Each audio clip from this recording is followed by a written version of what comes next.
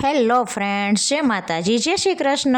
સ્વાગત છે આપ સૌનું માહિર મંડલી ઓફિશિયલ વ્લોગમાં. તો હું વિરેલ મંડલી આવી ગઈ છું આપ સૌ માટે વ્લોગ લઈને. આજનો વ્લોગ છે આપણે બિસ્કિટવાળો ખજૂર પાક બનાવવાનો છે. તો એના માટે બધા ઇન્ગ્રીડિયન્ટ્સ રેડી જ છે આપણા. તો ખજૂરમાંથી આપણે ઠળિયા પણ કાઢી લીધા છે અને માવો પણ છીણી લીધો છે અને તપેલું પણ ગરમ કરી લીધું છે. સૌથી પહેલાં આપણે માવાને ગરમ કરશું. જ્યાં સુધી એમાંથી ઘી છૂટું ન પડે ત્યાં સુધી આપણે માવાને ગરમ કરશું. તો જુઓ, આપ સૌ જોઈ રહ્યા છો કે માવાનો કલર પણ ચેન્જ થઈ ગયો છે. તો હવે આપણો માવો રેડી છે. હમણાં એમાંથી ઘી પણ છૂટું પડી જશે.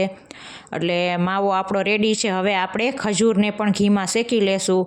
અને આ શું ઊભા જો જોવે છે, એમ કાંઈ માથે ઊભા રહીએ કાંઈ થોડીને થઈ જશે ખજૂર પાક. એમ તો વાર તો લાગે ને, એમ કાંઈ માથે ઊભા રહ્યો તો એમ કાંઈ 2 મિનિટમાં ન ચપટી વગાડે રેડી થઈ જાય. સાચી વાત ને? તો પછી તો હવે હું આમ 2 ઘીના ડબ્બા છે એમાંથી એમને પૂછું છું માહિરના પપ્પાને કે હું આમાંથી કયું ઘી યુઝ કરું.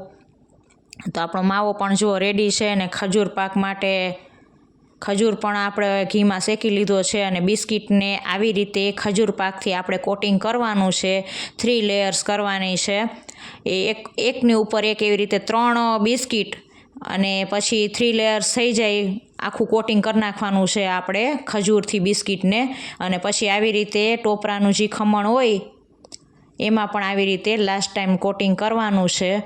તો અમે તો આવી રીતે બનાવીએ છીએ. જો તમે કેવી રીતે બનાવો એ મને કમેન્ટમાં કહેજો કે તમારી ઘરે તમે કેવી રીતે ખજૂર પાક બનાવો છો. અમે બિસ્કિટવાળો તો આવી રીતે બનાવીએ છીએ અને હજી બીજો પણ બનાવવાનો છે. ને આમાં મેં ડ્રાય ફ્રૂટ્સ નથી નાખ્યા કેમ કે કોટિંગ કરીએ એટલે ડ્રાય ફ્રૂટ્સ એમાં આડા આવે. એટલે જો ડબ્બો ભરીને પણ તમને લોકોને બતાવી દઉં છું કે આવી રીતે આટલો ડબ્બો ભરાણો. આપણે આમાં 250 માવો અને 1 કિલો ખજૂર લીધો હતો અને ટોપરાનું ખમણ લીધું હતું. હવે એ કેટલું લીધું હતું એ મને નથી ખબર, એ ઘરે પડ્યું હતું.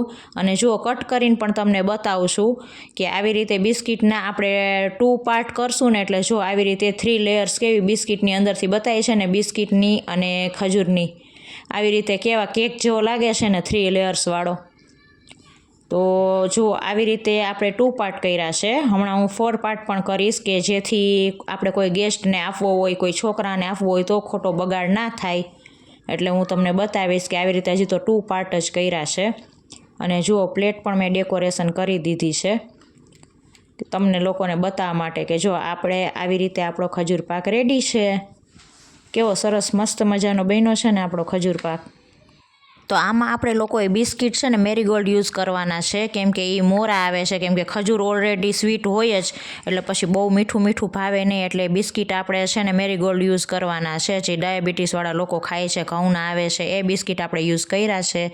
અને જુઓ, 4 પાર્ટ કરીને પણ તમને લોકોને બતાવું છું જેથી કોઈ છોકરાને આપી તો બગાડ ન થાય, ગેસ્ટને આપી તો બગાડ ન થાય.